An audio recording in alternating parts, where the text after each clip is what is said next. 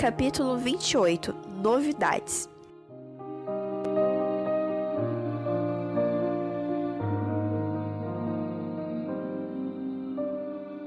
Na praça de alimentação, a senhora Isabel e Pedro encontraram o senhor Douglas.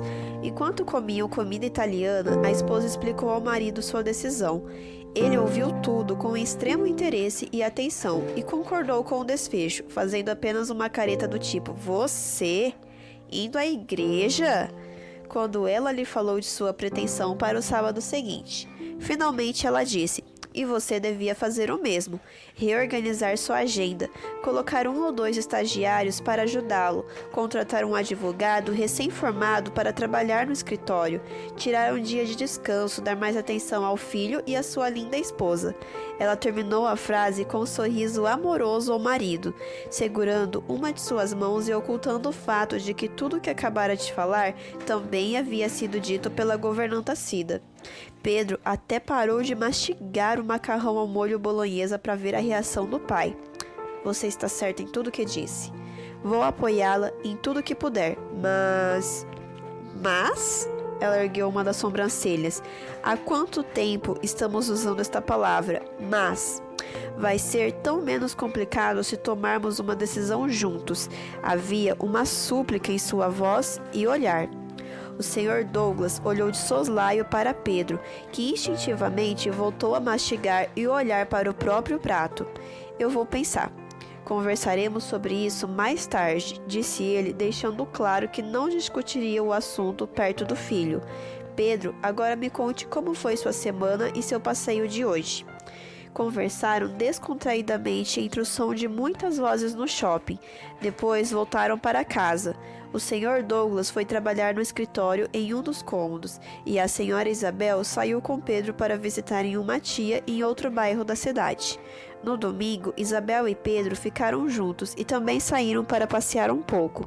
Quando chegou a segunda-feira, havia um novo ânimo em Pedro, que ficou um pouco abalado quando, já na escola, Tiago contou que o senhor José estava muito mal, pois seu quadro de saúde havia se agravado.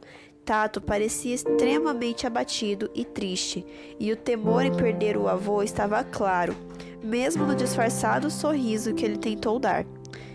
"Por favor", disse Tiago aos amigos, "orem por ele." Ficou combinado entre os amigos que naquela semana não haveria estudos com o senhor José, pois ele estava realmente muito cansado. Combinaram apenas ir visitá-lo no horário de sempre, ou seja, às 2 horas de quarta-feira. No dia seguinte, Tiago recebeu o recado de uma reunião com o time de futebol e o diretor Nicolau. Ele iria anunciar se conseguira ou não alterar o calendário dos jogos escolares. Assim que soou o sinal do recreio, Pedro deu um jeito de se enfiar entre os alunos do time e, ao lado do amigo Tiago, entraram na sala de reuniões. Todos se aconchegaram nas cadeiras estofadas, menos o professor Jorge, que andava de um lado para o outro. "Bom dia", disse o diretor, atravessando a porta de sua sala. "Sente-se, professor." Ele apontou a cadeira para o treinador, que mostrou-lhe um sorriso amarelo. O diretor Nicolau sentou-se em sua poltrona e olhou para todos os alunos. Havia um sorriso em seu rosto, mas ninguém conseguia desvendar a notícia que estava por trás daquela expressão sempre simpática. "Tenho boas e más notícias", disse o diretor, saboreando a curiosidade dos alunos na sala. "A má notícia é que estou com minha fé abalada." Ele olhou para Tiago. "Eu não deveria falar isso para ninguém, mas o fato é que este garoto testemunhou sua fé em público, e nada mais justo que eu testemunho pelo meu abalo aqui, na presença de todos vocês." Ele abriu os braços e contemplou os rostos em volta da grande mesa de madeira, perfeitamente polida. Voltou seu olhar para Tiago e disse: "Pesquisei seu desafio. Não encontrei nada que acalmasse meu coração sobre a mudança do 4º mandamento, o sábado. Achei algumas desculpas e justificativas que até me trariam algum alento, mas todas são argumentos humanos e falíveis, desprovidos de fundamento sólido na Bíblia. Não encontrei nenhuma passagem bíblica que autorize a desconsideração do sábado como mandamento divino ou que permita sua alteração."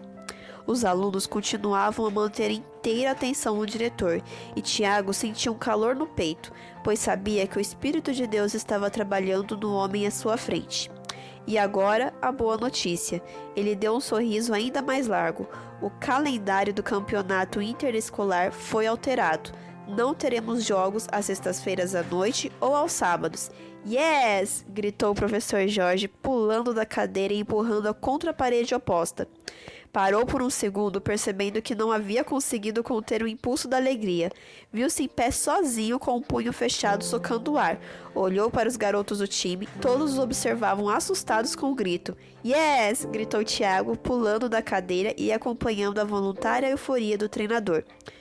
Contagiados, todos levantaram, pularam e gritaram. Alguns entre eles, o capitão Carlos, correram na direção do diretor Nicolau e tentaram até levantá-lo do chão, não conseguindo, apenas o chacoalharam gritando vivas. O time saiu pelo corredor carregando Tiago nos ombros pela escola inteira.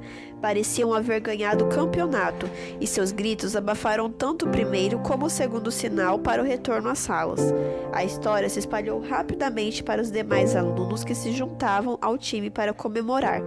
Quando Tiago conseguiu ir para a sala, o que só ocorreu uns 15 minutos depois de avançada a hora para o segundo ciclo, o goleiro Marcos estava parado em frente à sua mesa. Seu olhar parecia ameaçador.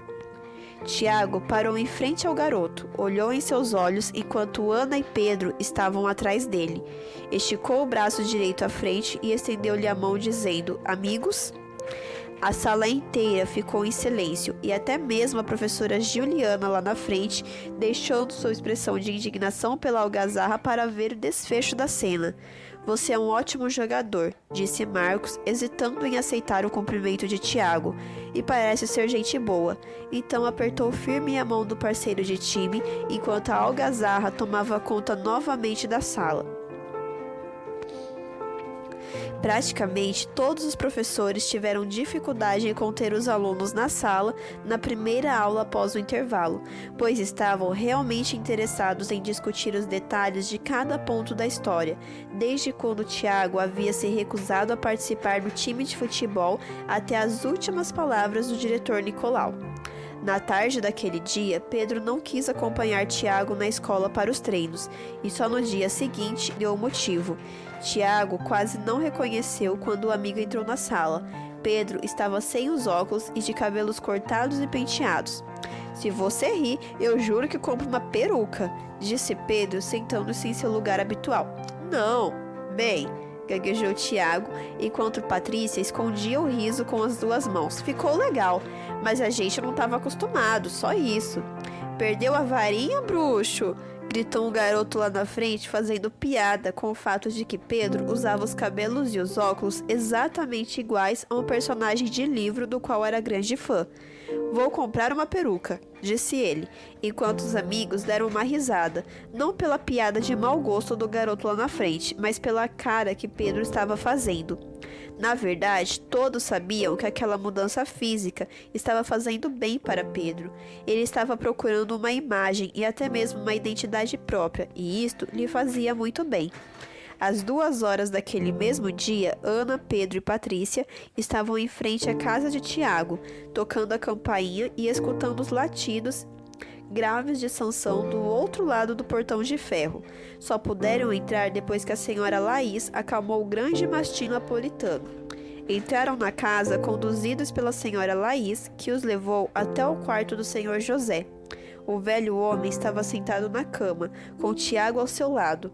Ele olhou para os visitantes e lhes deu um sorriso carinhoso.